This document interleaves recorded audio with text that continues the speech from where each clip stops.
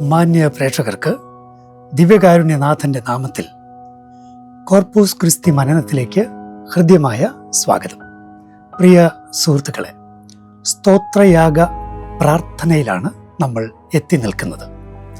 അതിൻ്റെ ആദ്യത്തെ ഭാഗം നമ്മൾ കഴിഞ്ഞ എപ്പിസോഡിൽ പരാമർശിച്ചു.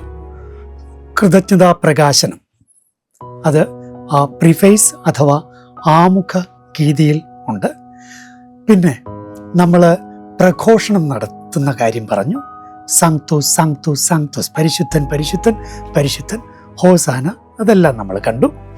ഇനി വളരെ പ്രത്യേകിച്ച് ആ യൂക്കറിസ്റ്റിക് പ്രയർ അഥവാ സ്തോത്രയാഗ പ്രാർത്ഥന പ്രോപ്പറിലേക്ക് വരികയാണ്.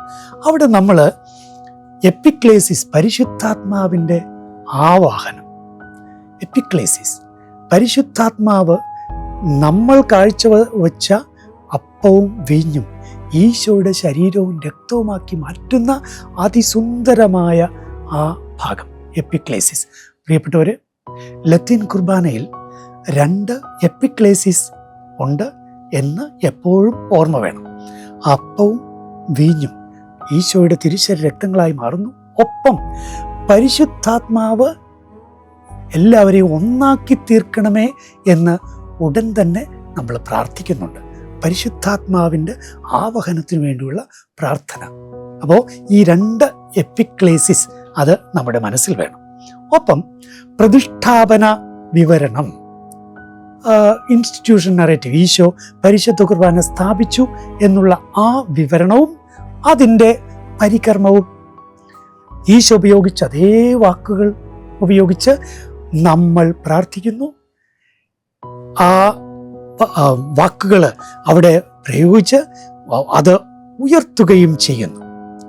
നമുക്കറിയാം, അവിടെ ആരാധനയുടെ നിമിഷമാണ്, വലിയ ആരാധനയുടെ നിമിഷമാണ്. ഈശോയുടെ ശരീര രക്തങ്ങളായി മാറിയ ആ അപ്പവും വീഞ്ഞും ഉയർത്തുന്നു. എലവേഷനുണ്ട്, ആ ഉയർത്തുന്നു. വലിയ ആരാധനയുടെ നിമിഷമാണ്.